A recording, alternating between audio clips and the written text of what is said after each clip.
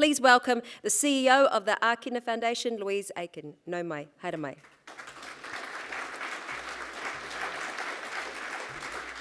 Kia ora, tēnā koutou katoa, tēnā koe Stacey. Ko Louise taku ingoa, ko Ākina Foundation tako mahi no Punikia hou, tēnā koutou, tēnā koutou, tēnā koutou katoa. As Stacey said, I am from the Ākina Foundation. Ākina, the name was gifted to us by an extraordinary kaumātua at Ngāti Porou, and it means to encourage bold action.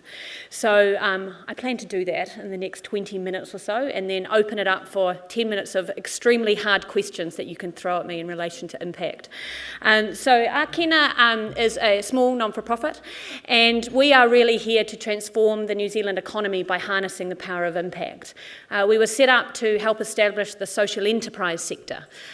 Who knows what social enterprise is? Anyone? A few hands going up there. So the definition as such is organisations that trade for a social or environmental purpose. So that their primary purpose is the impact that they achieve, either in our society, in our communities, or in the environment. And it's pretty exciting for us at this stage where we are, in an economy standpoint, where we're starting to value more than just the financial contribution organisations have. We're now a week away, just about, from the wellbeing budget. The first time that we'll really start understanding how the government is going to value more than just our GDP. How are we going to solve some of our large social and environmental issues? And at Ākina, we really believe that the economy is an important part of those solutions. So I'll get into that and really take a focus on environmental innovation, which is fantastic for us to be talking about. And I'm going to give you a sneak peek as to something that we'll be announcing with a few of our partners in the room on Sunday. So be excited when you see the slide. So when it comes to environmental innovation, our great friends at the Callaghan Institute did some research just recently saying, gosh, we're good at coming up with stuff. We're really good when it comes to how much we're investing in research and development in the environmental space. And that's really, globally, we're pretty well up there. And that's how fantastic. That's great that we've got some extraordinary, you've probably got lots of PhDs in this room and people doing extraordinary research to try and uncover the solutions for some of our really big, audacious environmental concerns. The issue is we're not really good at commercialising those. We're actually pretty rubbish at it. So we looked at this and said, well, how do we solve that? What we want is we want to be able to use our economy. We want to be able to use the ability to enter a market and sell things that have social and environmental impact. How do we do that? And this has been a challenge for Ākina and organisations like us globally for quite a number of years. In 2017, Ākina hosted the Social Enterprise World Forum in Christchurch. It was the first time that we've been able to pull together the community of social entrepreneurs in New Zealand. And we brought together 1,600 people from 43 countries. And we asked the question of, what are we going to do to pull together as a sector and to really transform the economy? And we came up with a whole bunch of things that are required. So first of all, voice is really important. You've got to be loud, you've got to be a bit of a shit stirrer, maybe, as you could say it, to be able to get the recognition for the problems that you're trying to solve. And it's really important that we start using the same language, that we start understanding that we are an iwi, a tribe, when it comes to trying to solve these issues. And we've really got to make sure that the voice of a diverse group of people is included in determining what the solutions are. We've done a lot of work in the last year to try and understand what social enterprise means in Aotearoa, New Zealand. And it's pretty exciting when we go and talk about that on the global stage. We are renowned for pulling together as a country. We are renowned for being able to have hard conversations, much more so than maybe some of our colleagues in other countries. But what we've really got to do is make sure that we are including people who don't agree with us. We are talking what we like to call outside the disco. Many people in this room will be inside the disco. We all care deeply for the environment, but what are we doing to try and influence those who don't? What are we doing to ensure that their voice is being heard, and that we can try and work together for some of the solutions that we desperately need. Capability is a big one, and I probably should have put this last because that's the announcement I'm just about to make. But what we found in understanding what the needs are for environmental innovators here in New Zealand is we need to provide the right sort of capability. Now, when it comes to trading and having an enterprise, you need to be really good at the business side. You need a financially sustainable organisation in order to be able to deliver the impact that you're hoping to achieve. For a lot of people who start social and environmental enterprises, the passion is for what they do. The passion is for the impact. They might not have the business skills in order to be able to grow and scale their business. So what we're trying to do is say, how do we unlock that? Because there's a lot of amazing organisations supporting businesses right throughout New Zealand already. How can they understand what social enterprise is and be able to support and grow the social entrepreneurs' capability in the financial space? On the other side is the impact.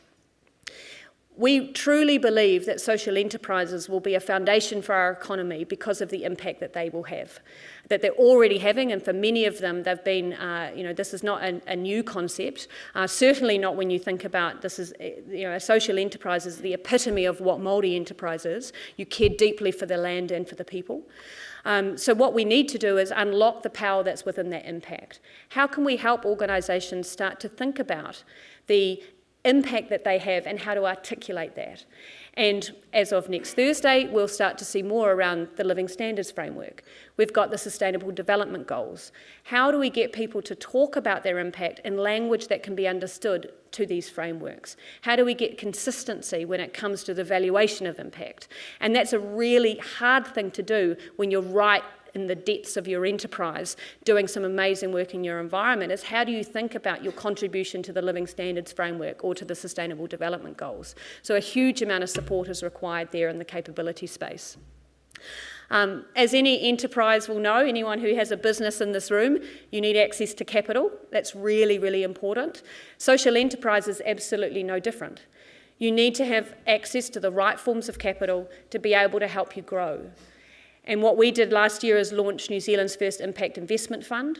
We raised $9 million of private capital to be able to invest in organisations delivering impact.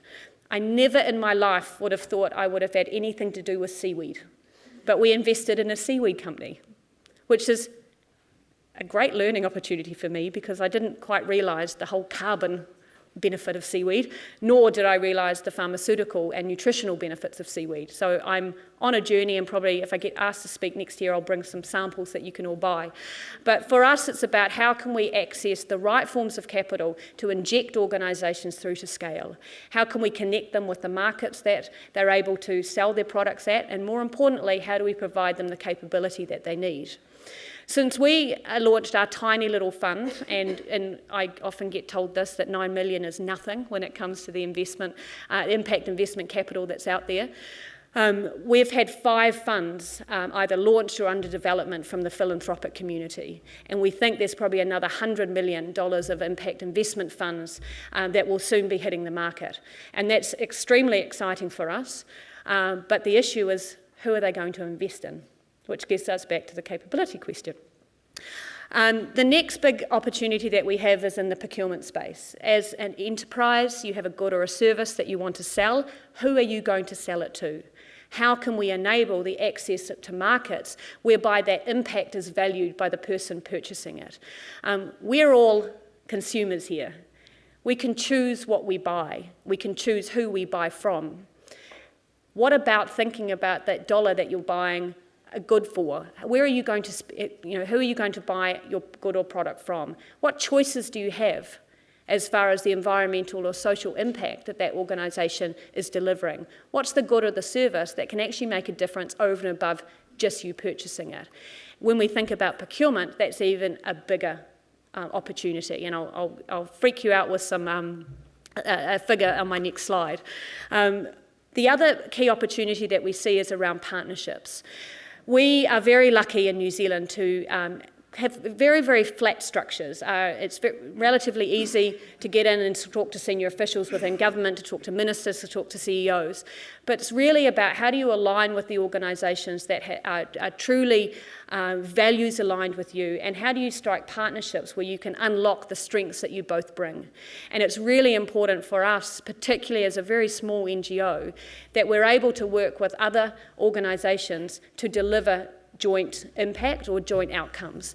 And what we see is more and more move towards this. More big corporates are starting to understand that they can't do things on their own. They must go in partnership with organisations who understand some of the real meaty problems that are being faced in society and our environment. And the more we value and celebrate partnerships, the more it will become a real normal way of doing business.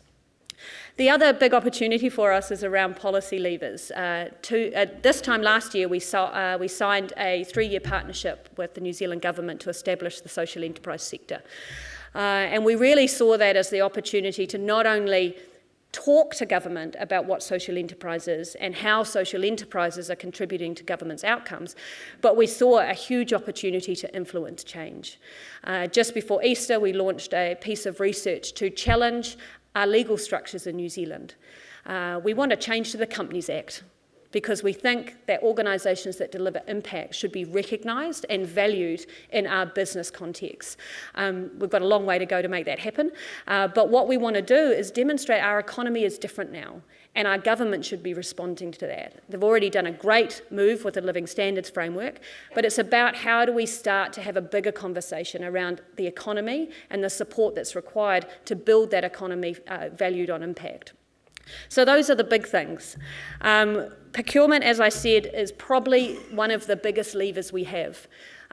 Who here buys stuff for the organisation that they work at? Whether it's you have a credit card or you're in your procurement team. Right. New Zealand businesses spent $561 billion last year on procurement. That's a rather large number. That's bigger than any corporate social responsibility program globally, combined. What we've got in our procurement spend when it comes to central, local government and corporate supply chains is the absolute ability to find solutions to solve our environmental and corporate problems.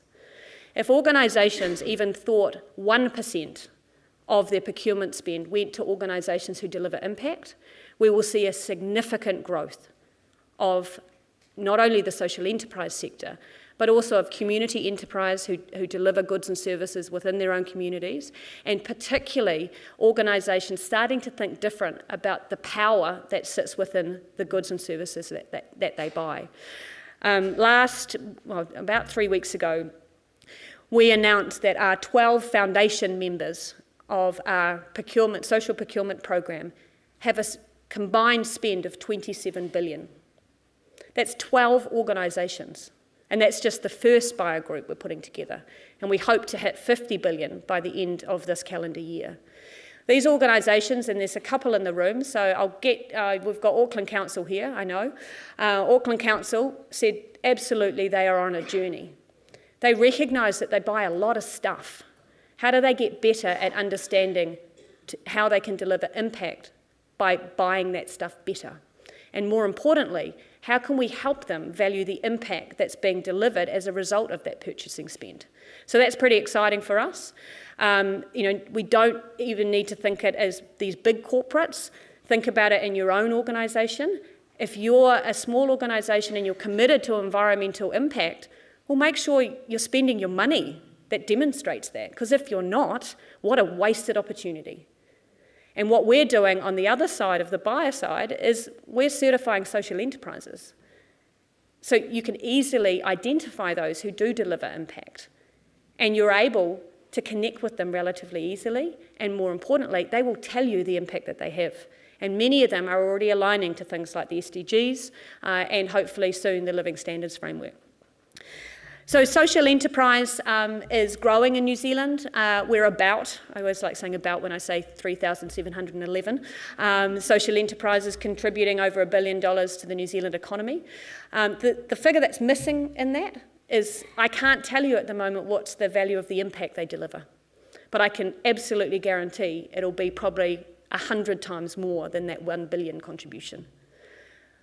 What we want to be able to do is, hopefully in a couple of years, is have that third figure up here so that we start moving away from just this fiscal view on enterprise. We start moving away from the fiscal view of the charitable sector, and we actually start celebrating the positive social and environmental impact that they're having.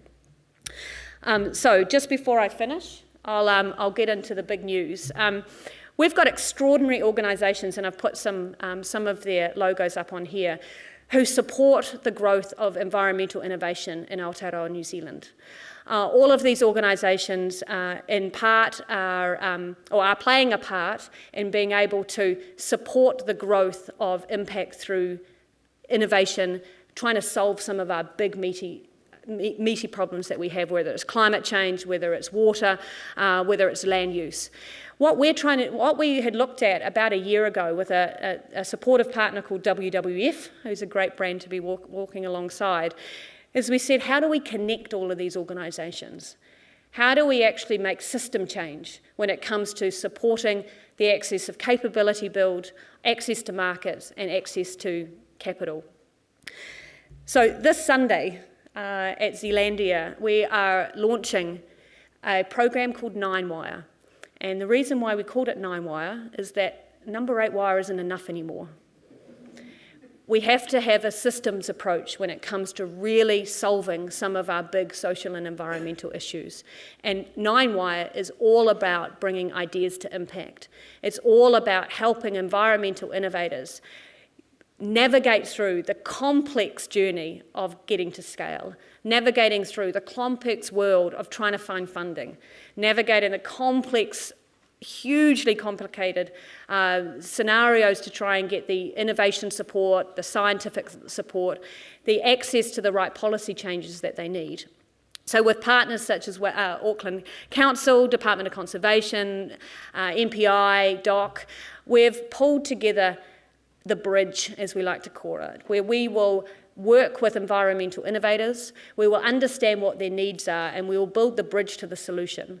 It's a 12-month at least. The first year will be a pilot where we're providing capability support directly to those innovators to be able to get them access to the right forms of capital that they need, to be able to hopefully accelerate their growth, whether it's through scientific support or it's about being able to unlock the right support they need from a business point of view so that they'll be able to scale.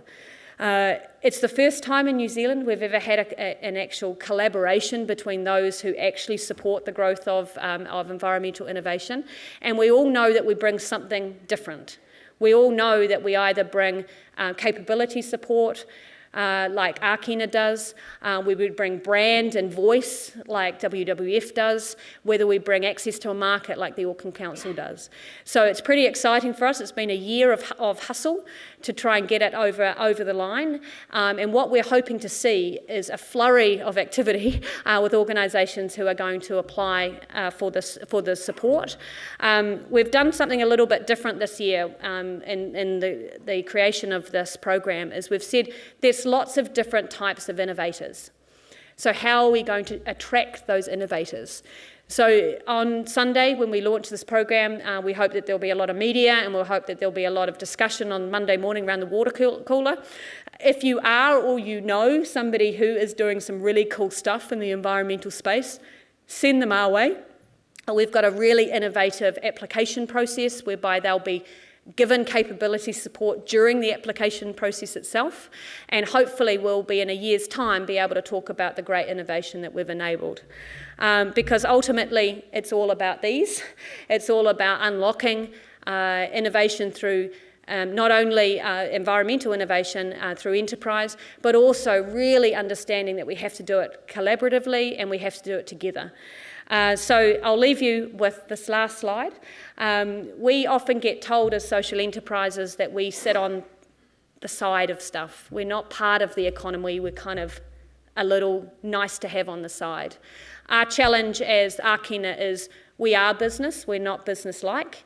And our job is to really redefine what enterprise means. So tēnā koe, thank you very much for having me here, and I look forward to the last 6 minutes or so, and hoping to be able to answer some of your tough questions you're going to throw at me. Kia ora. Kia ora, Louise.